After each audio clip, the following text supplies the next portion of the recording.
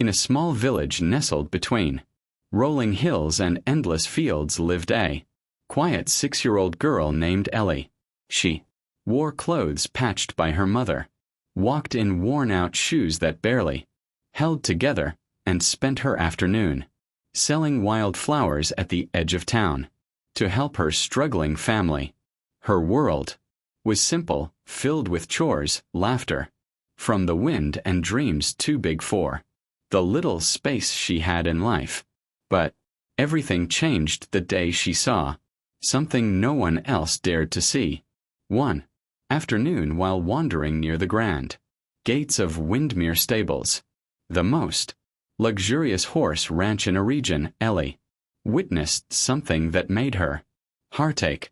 A thin, limping horse stood in the shadows, ignored by the stable hands who passed him by. His coat was dull, his eyes full of sadness, and as he looked up, their gazes met. In that moment, Ellie felt something stir inside her, a need to help, to protect, to love. She didn't know then that this horse would change not only her life but the lives of everyone around her. The next morning, Ellie rose before the sun, clutching a small cloth bag filled with coins, every penny she'd saved from months of selling flowers under the scorching sun. With trembling hands and a heart pounding like a drum, she walked through the golden gates of Windmere Stables once again. Inside the main office, a group of men in fine suits laughed and talked about deals worth more than Ellie could ever imagine. At the center of it all sat Mr. Calloway, the wealthy owner of Windmere Stables, his sharp eyes scanning reports as if the world revolved around numbers alone. Ellie knocked softly on the open door. The laughter stopped. All eyes turned to the little girl standing nervously in the doorway. Mr. Calloway raised an eyebrow. "What do you want, child?" "I want to buy a horse," Ellie said, her voice small but steady for a heartbeat. Silence. Then, like a storm breaking loose, the room exploded in laughter. "Buy a horse?" Mr. Calloway chuckled, wiping tears from his eyes. "You can barely afford shoes." Ellie swallowed hard, her cheeks burning, but she stood her ground. "I have money," she said, holding up the pouch, "and I know which horse I want." Mr. Calloway leaned forward, curiosity sparking beneath his smirk. "Oh, and which one would that be?" "The one in stable 4, she replied. "The one you keep forgetting." The laughter faded. Mr. Calloway's smile vanished.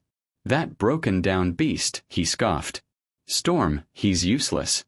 Barely eats. Can't even walk properly. Why would you want him?" Ellie took a deep breath. "Because someone has to care." Mr. Calloway studied her, calculating.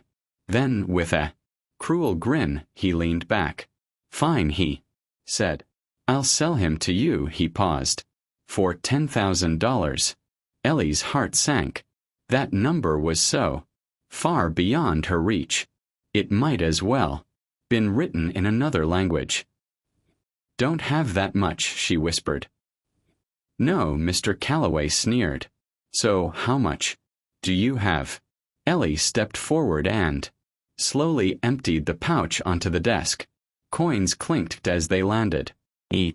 One earned through long days in the sun, for smiles for grumpy customers and sacrifices no child should make. $87, she said proudly. The men exchanged glances. It wasn't much, but for a child, it was everything. Mr. Calloway's grin returned.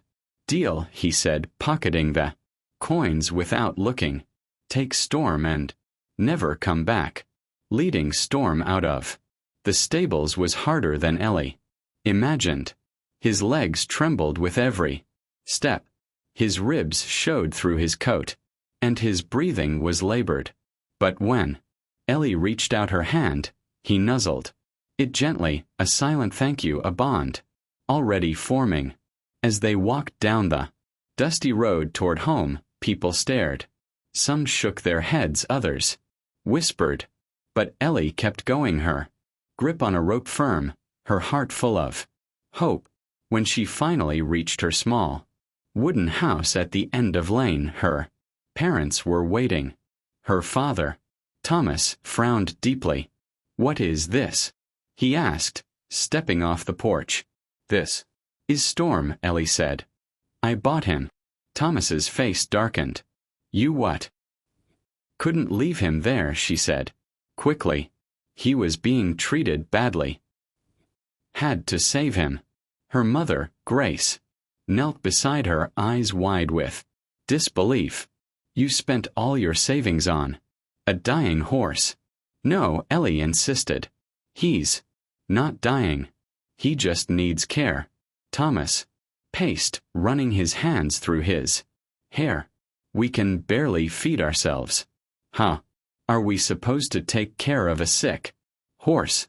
Ellie looked at Storm, who watched them both with tired eyes. "Because it's the right thing to do." There was a long silence. Finally, Grace sighed. "1 week," she said. "We'll try." For 1 week. That week changed everything. Ellie built a makeshift shelter from old wood and tarps. She woke before dawn to bring fresh water and cut grass for Storm. She brushed his coat, whispered kind words into his ear, and stayed by his side even when he seemed too weak to lift his head, and slowly something began to shift. By the 3rd day, Storm was standing longer. By the 5th, he was walking without limping. By the 7th, he trotted across the field behind a house, his eyes brighter, his spirit rekindled. Ellie knew then that she hadn't just saved a horse. She had found a friend, a champion. One morning, as Ellie checked on Storm before sunrise, an elderly man appeared at the fence. "Is that Storm?" he asked, his voice trembling. Ellie nodded. The man approached cautiously, examining the horse with growing awe. "This isn't Storm," he said. "This is Skyfire." Ellie blinked. Skyfire. The man introduced himself as Mr. Alden, a retired horse trainer who had raised Skyfire from birth. Years ago he had sold him to Winmere Stables for $50,000, believing he would be cared for and trained for races. But instead Skyfire had been neglected, starved, and hidden away. And now Mr. Alden said, eyes shining, "You've brought him back." Ellie's heart raced. "You mean he's worth $50,000? Mr. Alden confirmed. Ellie felt the world spend beneath her feet. She had bought a champion for less than $100. And now she had proof of Mr. Calloway's lies. Together they formed a plan. Mr. Alden helped train Skyfire, guiding Ellie and her parents through the process. They entered him in the annual Harvest Derby, the biggest race of the year. And word spread fast. A poor girl, a rescued horse, and a chance to expose a dishonest man. On the day of the race, the crowd gathered in excitement. Mr. Calloway arrived in his usual arrogance, smirking as he saw Ellie leading Skyfire to the track. "Well, look who's here," he teased. "The girl who bought trash." But when Skyfire stepped onto the track, the energy changed. The horse moved with grace and power, muscles rippling, eyes fierce. The crowd murmured in awe. Then the starting gun fired. Skyfire surged forward, swift and determined. For 3 years he had been forgotten, mistreated, cast aside. Now he ran not just for victory. He ran for justice. With every stride he closed a gap. First place, second, then victory. The crowd erupted. Ellie cried happy tears as Skyfire crossed the finish line victorious and free. And Mr. Calloway, he stood frozen, watching his reputation crumble before him. Reporters swarmed him. Questions flew. How could he have sold such a valuable horse for so little? Why had he allowed Skyfire to suffer? He had no answers, only regret. 6 months later, Ellie stood on a hill overlooking the New Hope Hollow Ranch, a sanctuary for horses and children alike. Skyfire grazed peacefully beside other rescued animals while dozens of kids played and learned under the warm sun. Elliot received offers to study at prestigious schools, but she chose to stay. Her family had found purpose. Her community had found hope. And the world had found a lesson. Sometimes the greatest treasures come disguised as problems. If you enjoyed this story of courage, kindness, and redemption, hit subscribe and share with someone who needs a reminder that even the smallest hearts can create the biggest change. Leave a comment below. Tell us what touched you most, or share your own story of helping someone or something when no one else would. Because sometimes all it takes is one act of love to change